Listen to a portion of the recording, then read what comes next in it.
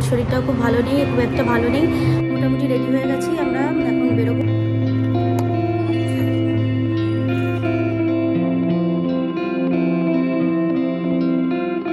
Hello everyone, আমি কোয়েল, welcome to মিমির সংসার। এখন বাজে 12:30 আর এখন থেকে আমি আমার আজকের ব্লগটা স্টার্ট করলাম। সকাল থেকে একটুও সময় পাইনি যে ভিডিও করব, তাই এখন একটু সময় পেয়েছি, এখন তোমাদের সাথে কথা বলার জন্য চলে এলাম। আজ রবিবার, সকাল থেকে আমার কোনো রান্নাবান্না থাকে না। তোমরা যারা আমার ব্লগটা প্রথম থেকে দেখো তারা জানোই রান্নাবান্না না থাকলেও ঘরে প্রচুর কাজ, কিন্তু যেহেতু মিশমির পরীক্ষা, আমার নিজের শরীরটাও খুব একটা ভালো নেই। মিশমিও কালকের থেকে বলছে শরীরটা প্রচণ্ড খারাপ লাগছে, ওর পেটে ব্যথা করছে, গ্যাসের মনে হয় কোনো একটা সমস্যা হচ্ছে।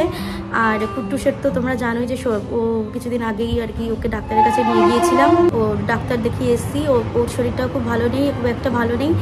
ডাক্তার দেখেছে ওকে, তো ওরও প্রচণ্ড ঠান্ডা লেগেছে কুট্টুসের। তো সব মিলিয়ে আমার, মিশমি, কুট্টুস, এই তিনজন প্লাস বাবা, মানে আমার শ্বশুরমশাই, বাবার শরীরটাও খুব একটা ভালো নেই। পরশুদিন দাঁত তুলে এসছে, দাঁতে প্রচণ্ড যন্ত্রণা করছিল, দাঁত তুলে এসছে, দুখানা দাঁত তুলতে হয়েছে তার। চীনার কাছে গেছিলো, আমাদের এখানে চীনা ডাক্তার আছে, আর এখানকার আশেপাশের লোকজন দাঁত তুলতে হলে এই চীনা ডাক্তারের কাছেই যায়। তো আমরা ছোটোবেলা থেকে এনার কথাই শুনে এসেছি, দাঁত তোলার কোনো দরকার পড়লে বা দাঁতের কোনো সমস্যা হলে বেশিরভাগ ক্ষেত্রেই এই ডাক্তারের কাছেই যাওয়া হয়। তো বাবাও গিয়েছিল, ওখানে গিয়ে দুখানা দাঁত তুলে এসছে। তো এই হচ্ছে আমাদের বাড়ির অবস্থা, মানে সবাই বেশিরভাগ অসুস্থ। তো আমার শরীরটা ঠিক ছিল কয়েকদিন, মানে ঠিক ছিল বলবো কি, মানে তোমরা তো জানোই যে আমার গলার ভয়েস মানে গলা দিয়ে আওয়াজ বেরোচ্ছিল না, ঠান্ডা লেগে এমন গলাটার অবস্থা হয়ে গিয়েছিল। তো একটু রিকভার করলাম, কিন্তু পুরোপুরি মনে হয় না যে রিকভার করেছি, কারণ শরীরটা প্রচণ্ডই খারাপ লাগছে। তো এখন একটু এসছি ছাদে, ভালো লাগছিল না, স্নান টান হয়ে গেছে, 12:30 বাজে। আমরা আজকে আবার বেরোবো একটু, আমরা যাব হালি শহরে। ওখানে একটা কমিউনিটি হল, মেবি, আমি শিওর নই, টিকিটে লেখা ছিল। তো ওখানে 4খানা টিকিট কাটা হয়েছে। আমি, আকাশ, মেয়ে আর আমার ননদের মেয়ে নিনি, এরা যাবো, এই 4 জন যাবো ম্যাজিক শো দেখতে। তো আমার ইচ্ছে ছিল না যাওয়ার, কারণ শরীরটা যেহেতু পারমিট করছে না, কিন্তু ওই মেয়ের মুখের দিকে তাকিয়ে, আর এতদিন ধরে প্রায় 1 মাস ধরে ওদের পরীক্ষা চলছে, তো ওরও একটা মাইন্ড রিফ্রেশমেন্টের দরকার, যতই হোক ছোটো, কেজিতে পড়ে, খুব একটা তো বড় হয়নি। তো সেই কারণে রিফ্রেশমেন্টের জন্য, ওর সাথে সাথ দেওয়ার জন্য আর কি, ওর সাথেই আর কি আমরা যাচ্ছি আর কি আজকে ম্যাজিক শো দেখতে। তো ছাদে আরেকটা কাজ, ওই ওয়াশিং মেশিনটা চলছে, আমি এমনি ওটা জামা কাপড় দিতে এসে একটুখানি বসলাম। তো তোমরা সাথে থাকো, দেখতে থাকো ব্লগটা। আমি চলে এসেছি এখন রান্নাঘরে, যে মামনি কি রান্না করেছে সেটা তোমাদের সাথে শেয়ার করব। আর হচ্ছে গিয়ে কুট্টুস বাড়িতে নেই, কুট্টুস, বাবা, মিশমি, আকাশ 4 জনে মিলিয়ে গেছে, মানে একজন পোলিও খাবে, তার সাথে গেছে আরও 3 জন, টোটাল 4 জন গেছে পোলিওর ওখানে। তো আমার ননদের পাড়ায় যে ক্লাব আছে, সেই ক্লাবে ওখান থেকে পোলিও খাওয়ানো হয়। তো আজকে পোলিও ডেট ছিল, তাই এরা 4 জন বাড়ি নেই, আমি আর মামনি বাড়িতে আছে। তাই যেহেতু এরপরে আমরা 2টো নাগাদই বেরিয়ে যাবো, তাই ভাবছি যে তার আগে এইটুকুনি তোমাদের সাথে একটু শেয়ার করে নিই। চলো দেখতে থাকো আজকে কি রান্না হয়েছে। এই যে আজকে রান্না হয়েছে, এটা করেছে মামনি, থোর ভাজা আর কুমড়ো ভাজা। এইটা প্রচন্ড গরম, তো বের করে দেখাচ্ছি। মাছের ডিমের বড়া, আলু, এই দিয়ে একটা ঝোল মতো করেছে। এটা হচ্ছে কালকের তেঁতর ডাল, কালকে করেছিল, লাউ উচ্ছে দিয়ে তেঁতর ডাল, একটু বেশি করেই করেছিল, যাতে আজকে হয়ে যায়, এটা আজকে উঠে যাবে। আর এইটার মধ্যে আছে কুট্টুসের ভাত, কুট্টুসের খিচুড়ি। আর এটা আমি কুট্টুসের জন্য, এই যে কুট্টুসের জন্য ডালিয়া করেছিলাম, ডালিয়া খাইয়েছি। সকালবেলা উঠে একবার সেরেল্যাক খেয়েছে, তারপরে এই ডালিয়াটা খেয়েছে। ওরা এখন এসে গেছে, দাঁড়াও। পোলিও খেয়েছিস? তুই খাসনি? কোথায় ভাই? কুট্টু বাবা পোলিও খেয়েছো?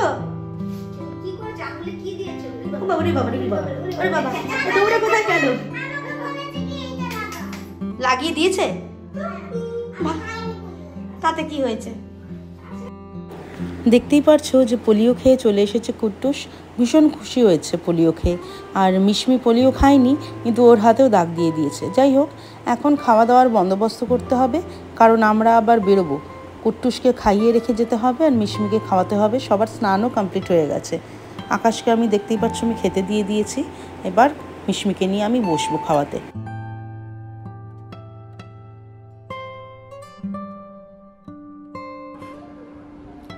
মোটামুটি রেডি হয়ে গেছি। আমরা এখন বেরোবো। মিশমিকে রেডি করে দিয়েছি, কুট্টুসকে খাইয়ে দিয়েছি।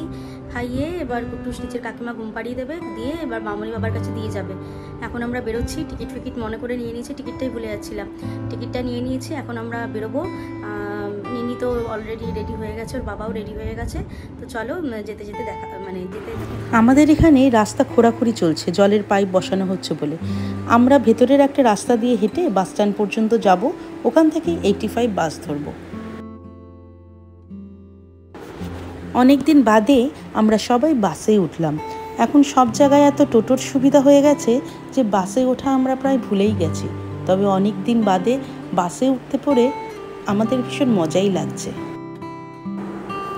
বাস থেকে আমরা 3:30 নাগাদ নেমে চা খেয়ে কমিউনিটি হলের অপোজিটেই একটা যে পার্ক আছে সেই পার্কে ঢুকে গেছে। সবাই মিলে ওই পার্কে ঢুকলাম, কারণ ম্যাজিক শো শুরু হবে 4টের থেকে। আমরা হালি শহরে পৌঁছে গেছি। এখন আমরা 4টে থেকে শো, কিন্তু আমরা এখন ঢুকেছি, এখানে একটা পার্ক আছে, তো সেই পার্কে ঢুকেছি। এখন আমরা এখান থেকে যাব, কিছুক্ষণ টাইম স্পেন্ড করে এখান থেকে যাব ম্যাজিক শো দেখতে। তো এই জায়গাটা একটুখানি ঘুরে দেখি, ততক্ষণে আপনারাও দেখুন আমাদের সাথে।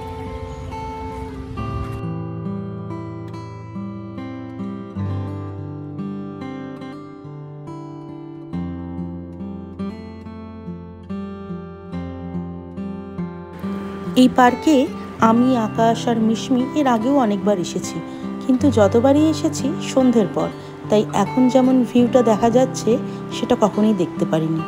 আজ ম্যাজিক শো দেখতে আসার দৌলতে এই সুন্দর দৃশ্যটা দেখার সৌভাগ্য হলো। নদীর ওপারে যে তটটা দেখা যাচ্ছে ওটাকে নাকি বলে বাঁশবেড়িয়া। ওখানে নাকি শিমুল, পলাশ আরও বিভিন্ন ধরনের গাছ রয়েছে। গঙ্গার পলি জমে জমে ওই তট তৈরি হয়েছে, আর ওই তটে সুন্দর সুন্দর গাছ বেড়ে উঠেছে।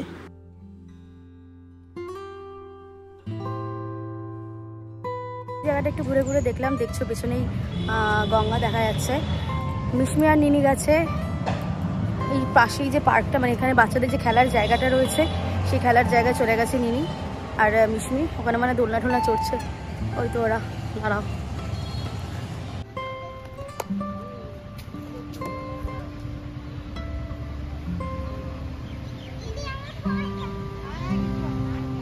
মিশমি এত উঁচু স্লিপে উঠলে ভয় পায়, তাই সামনে গিয়ে দাঁড়ালাম যাতে ও নির্ভয়ে নামতে পারে, আর তারপরেও নামলো।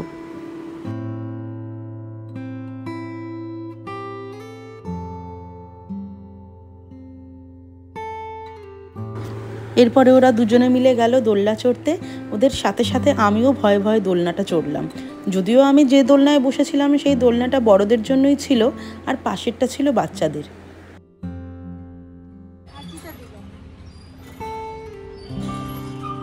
আরও কিছুক্ষণ পার্কে কাটিয়ে টাইম মতন আমরা ঢুকে গেলাম ম্যাজিক শো দেখতে।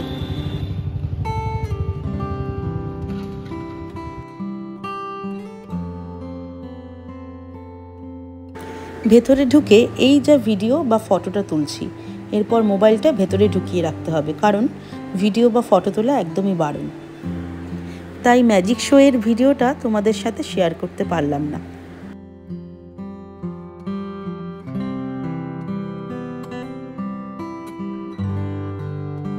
তবে ম্যাজিক শো শুরু হওয়ার আগে একটা সুন্দর মিউজিক বাজছিল, আর তার সাথে হচ্ছিল লাইটিংয়ের খেলা, কিন্তু সেটাও আমি তোমাদের সাথে শেয়ার করতে পারবো না।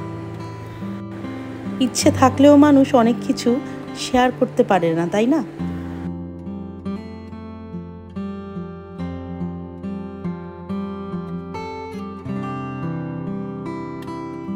তবে অনেক বছর বাদে এই ম্যাজিক শো দেখতে এসে মনে পড়ে গেল ছোটবেলার একটা কথা। আমাদের ব্যারাকপুর সুকান্ত সদনে একবার পিসি সরকার এর ম্যাজিক শো হয়েছিল, দেখতে গিয়েছিলাম বাপির সাথে। তখন তো কিছুই তেমন বুঝতাম না, কিন্তু এখন একটু হলেও বুঝি কিছু কিছু ম্যাজিক কিভাবে হয়। মিশমিকেও ওর পাপা এই ধরনের জিনিসগুলোর সাথে পরিচয় করিয়ে দিতে চায়, না হলে ও তো জানবেই না কি ম্যাজিক শো বা কি সার্কাস, আর এগুলো কী বা জিনিস। শুধুমাত্র হয়তো ওগুলো পাঠ্য বইয়ের মধ্যেই সীমাবদ্ধ থাকবে।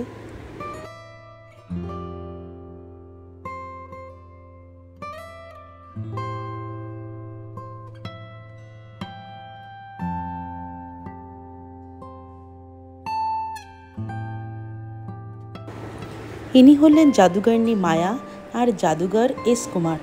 সত্যিই খুবই অসাধারণ লেগেছে এনাদের ম্যাজিক শো আমাদের। আর ম্যাজিক শো শেষ হওয়ার পর যেভাবে সবাইকে আলবিদা জানালেন, সত্যিই মন ছুঁয়ে যাওয়ার মতন। যাই হোক, ম্যাজিক শো থেকে বেরিয়ে আমরা আবার ওই পার্কে গেলাম। সবাই মিলে খেলাম একটু ফুচকা আর আইসক্রিম।